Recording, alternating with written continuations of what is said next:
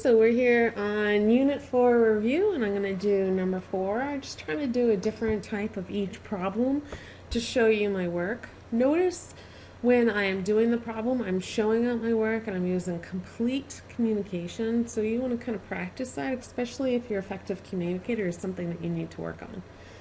So with number 4, we're dealing with this situation here. So we're bipolar. So we have psychiatrists estimate that about 1 in 100 adults suffer from bipolar disorder.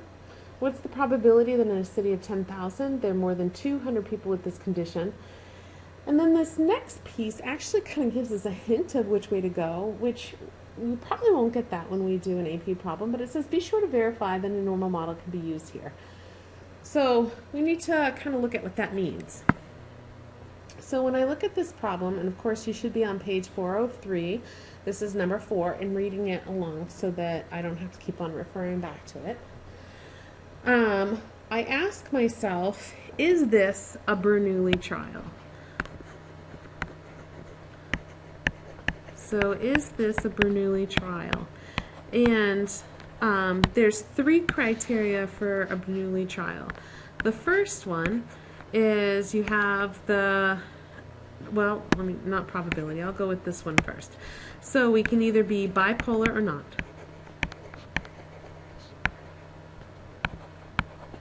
So in other words, there are only 2 possible outcomes.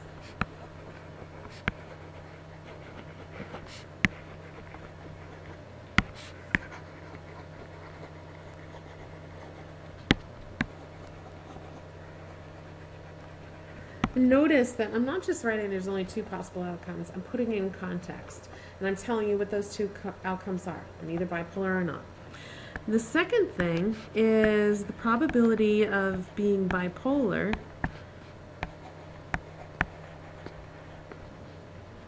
That's not spelled correctly.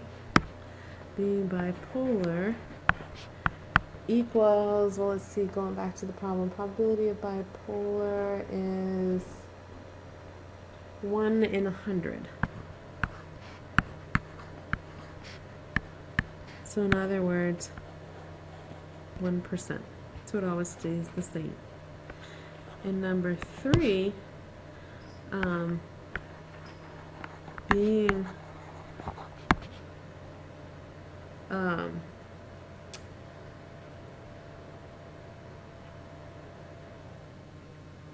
so it says in a city of 10,000 there are more than 200 people with this condition. So I would actually go with my 10%. So I want to show independence here. So I would say 10,000 is less than 10% of all people.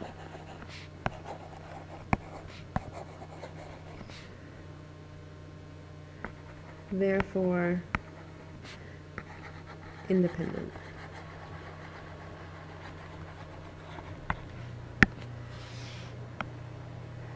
Now, in this situation, I've proven that it's a Bernoulli trial, and if we look back at the problem, it says that what's the probability that in a city of 10,000 there are more than 200 people? So in that case, I need to ask myself, is this a binomial situation or geometric? So remember, geometric is I'm going until I have a certain success. And a binomial is I'm looking out of a certain number of a set number in my trial, the number of successes that I have.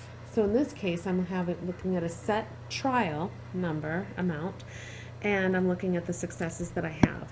So I would use a binomial model here.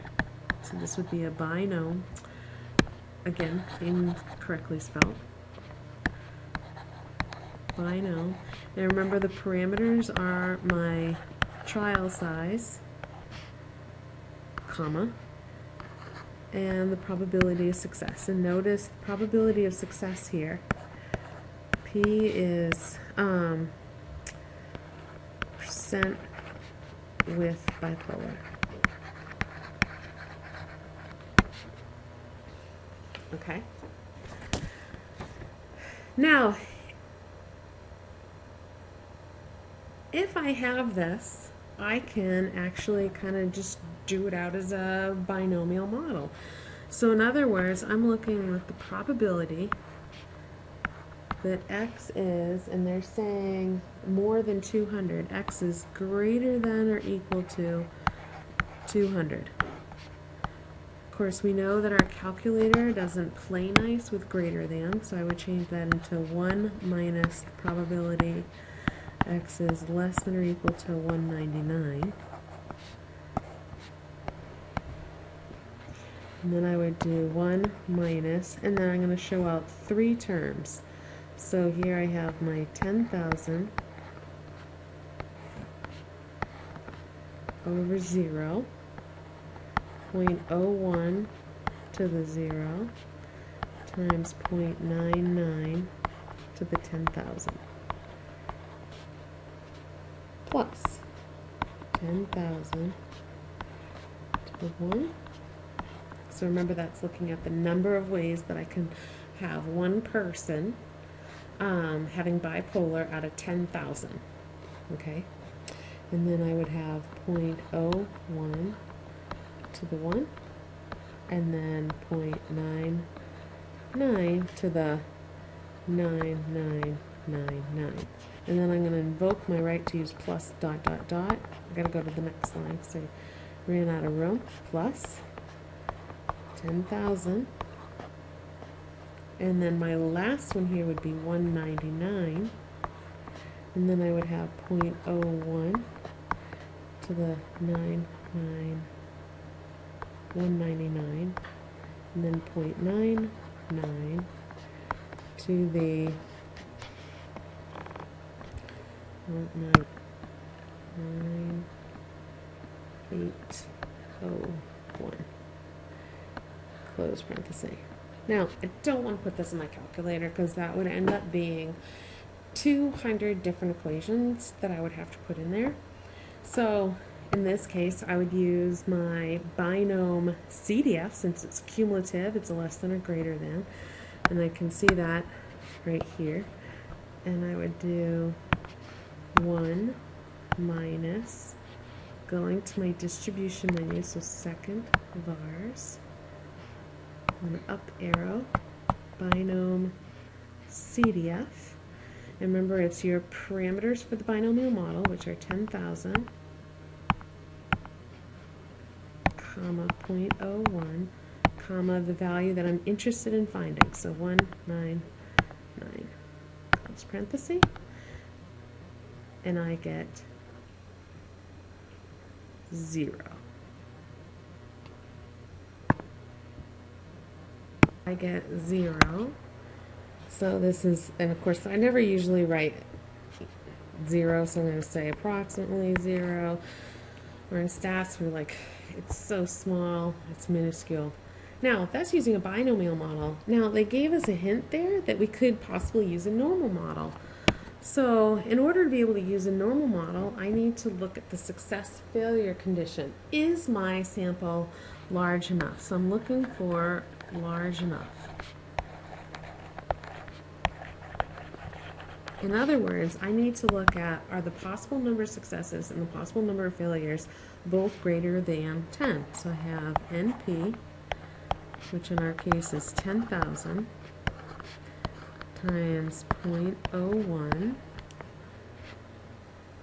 which equals 100. And then I have NQ, remember Q is just 1 minus P, 10,000 times 0.99 equals, so that would be 9,800. 9,900.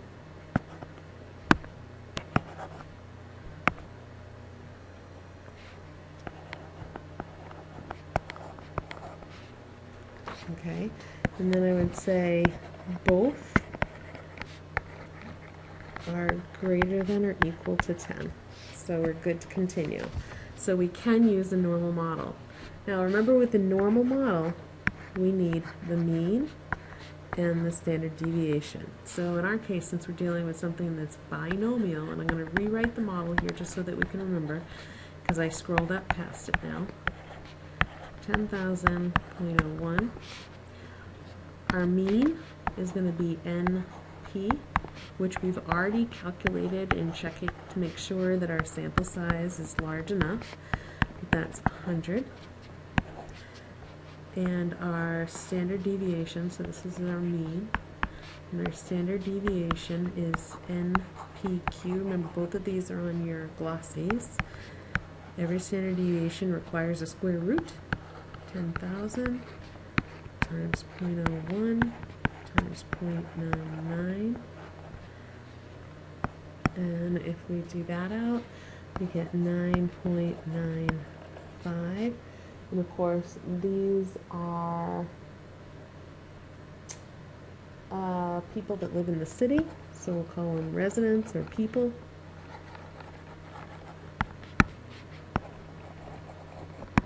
So of course, that always has units. So if I was to draw out my normal model now, I have something that looks like this. My center is 100. Since I'm interested in a number 200, that's going to be to the right.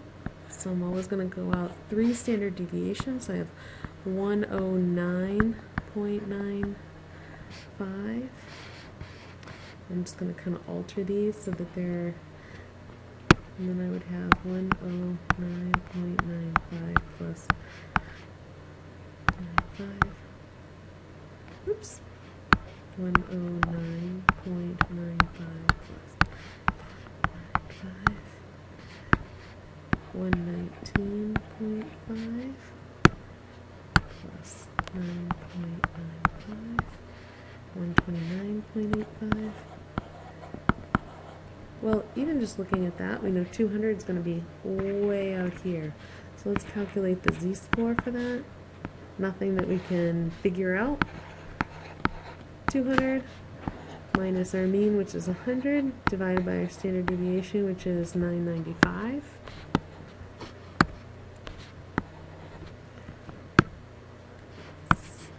So I've got 100 divided by 9.95, which gives us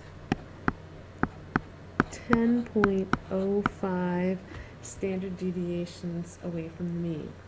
So essentially, the probability that x is greater than or equal to 200 is so small, it's less than 0.0001. So it's essentially 0. So as my answer, I would just write that we expect 100 city residents to have bipolar disorder. According to our normal model, 200 cases would be over 10 standard deviations above the mean. The probability of this occurring is essentially 0. And this is number 4 of your unit review.